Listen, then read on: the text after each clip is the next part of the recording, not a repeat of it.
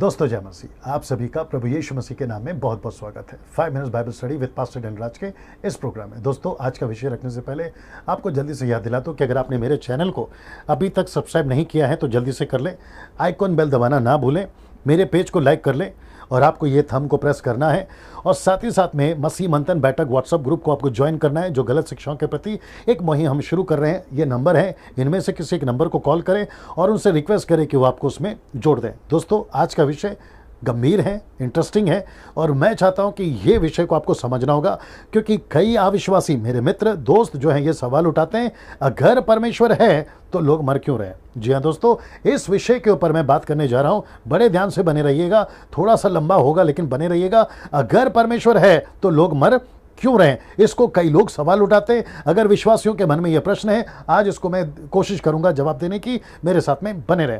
Now सबसे पहले 3 कारणों को देखते हैं जिससे तब से लेकर अब तक सबसे ज्यादा मौतें हुई हैं। आइए देखते हैं वो 3 कारण क्या है।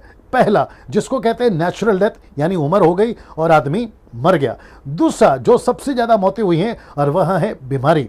तीसरा, एक वजह जो सबसे ज्यादा है, यानी 2 में से सबसे ज्यादा है, और वह है कत्ल। तो इसका मतलब है सबसे पहला है नेचुरल डेथ, उसके बाद में है बीमारी, फिर उसके बाद में है कत्ल। इन 3 वजहों से तब से लेकर यानी आदम से लेकर अभी तक इंसानों की मौतें हुई हैं। तो इन 3 कारणों की वजह से हुई है। जब ये 3 कारणों की वजह से मौतें हुई हैं दोस्तों, बड़े ध्यान से देखिएगा, इन तीनों मौतों में परमेश्वर का हाथ नहीं है।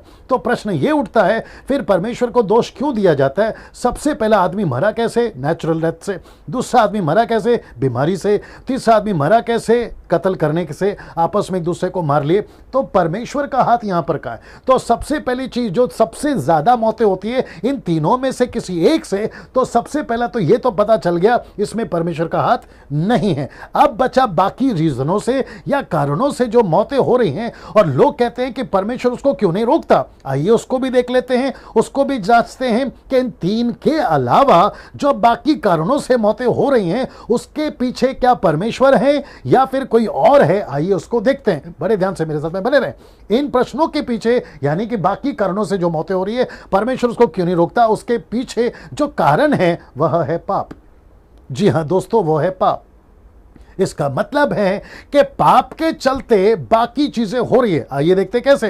रोमियो की किताब उसका पहला अध्याय वचन 24 लिखा है कि इस कारण परमेश्वर ने उन्हें उनके मन के अभिलाषाओं के अनुसार अशुद्धता के लिए छोड़ दिया कि वे आपस में अपने शरीरों के अनादर करें, यानी कि अपमान करें। फिर वचन 28 कहता है कि जब उन्होंने परमेश्वर को पहचानना ना चाहा, इसलिए परमेश्वर ने भी उन्हें उनके निकम्मे मन पर छोड़ दिया कि वे अनुचित काम करें। अब यहां पे ये 2 वचन के अलावा दोस्तों के अनुसार दोस्तों यह पता चलता है कि परमेश्वर ने उनको त्याग दिया। क्यों? उसके पीछे वजह क्या है? उनकी गलतियां। उसके पीछे वजह क्या है? उनके पाप है। उसके पीछे वजह क्या है? उनका निकम्मा चाल चलन है। तो परमेश्वर के यहां सिस्टम है, पापियों से प्यार करता है, पाप से नहीं ना। ये वचन को देखिए, याकूब की किताब उसका पहला अध्याय वचन 14 और 15 लिखता है, प्रत्येक व्यक्ति अपनी ही अभिलाषा में खिंचकर फंसकर परीक्षा में पड़ता है। अभिलाषा गर्भवती होकर पाप को जन्मती है। अब इसको देखिए, पाप जब बढ़ जाता है तो मृत्यु को उत्पन्न करता है। तो इसका मतलब है सभी कारणों में से, वो 3 में से अगर बाकी कारणों को उठाए कि परमेश्वर क्यों नहीं रोक रहा है, परमेश्वर कैसे रोकेगा, क्योंकि वो पाप से भर गया है, परमेश्वर ने उसको त्याग दिया इस 2 वचन के अनुसार, फिर गर्भवती होकर मृत्यु को जन्म दिया। तो परमेश्वर कैसे रोकेगा? क्योंकि मनुष्य खुद ही परमेश्वर से दूर चला गया, परमेश्वर को उसने त्याग दिया, परमेश्वर से मनुष्य अलग हो गया। इस पृथ्वी के अंदर, प्लैनेट के ऊपर, चाहे कोई भी जाति धर्म कौम का क्यों ना हो, वो परमेश्वर से अलग हुआ है और उसकी मृत्यु होनी शुरू हो गई। या क्षमा करें, रोमियो किताब उसका 6 का 23 क्या कहता है देखिए, क्योंकि पाप की मजदूरी तो मृत्यु है। मैं रिपीट करता हूं, पाप की मजदूरी मृत्यु है। मतलब आपका वेतन क्या है? पाप का मृत्यु है। आप पाप करते रहोगे, मृत्यु होती रहेगी। यह परमेश्वर का दोष नहीं है, यह इंसान का दोष है ना। इसको देखिए, परमेश्वर ने तो कभी नहीं कहा था आतंकवादी बनो, मर्डरर बनो, डाकू बनो, शराबी बनो, रेपिस्ट बनो। परमेश्वर ने कभी नहीं कहा। यह मनुष्य की गलतियां हैं, मनुष्य ऐसा बना है और उसके चलते ये परिणाम हुए हैं ना। उत्पत्ति की किताब 6 का 5 लिखा, यहोवा ने देखा मनुष्यों की बुराई पृथ्वी पे बढ़ गई, उनके मन के विचार में जो कुछ उत्पन्न होता है निरंतर बुरा ही होता है। अब अगला वचन देखिए, 6 का 6 कहता है, यहोवा पृथ्वी पर मनुष्य को बनाने से पछताया।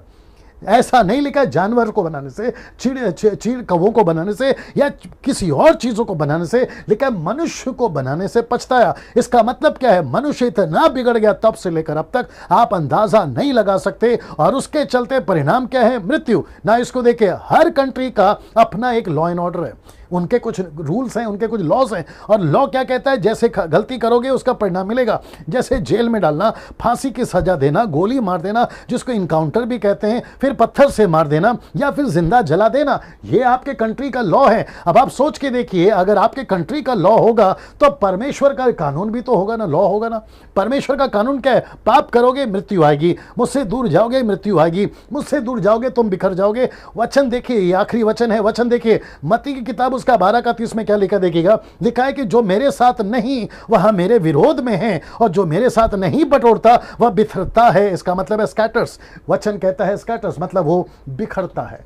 परमेश्वर कहता है साफ साफ, दोस्तों बड़े ध्यान से सुनिएगा, परमेश्वर कहता है अगर तू मेरे साथ में है सुरक्षित है, मेरे साथ में नहीं है तो पाप में है, और जब तू पाप में है तो तेरे ऊपर मृत्यु पक्का आएगी। अगले वीडियो में फिर मुलाकात होगी। प्रभु आपको आशीष दे।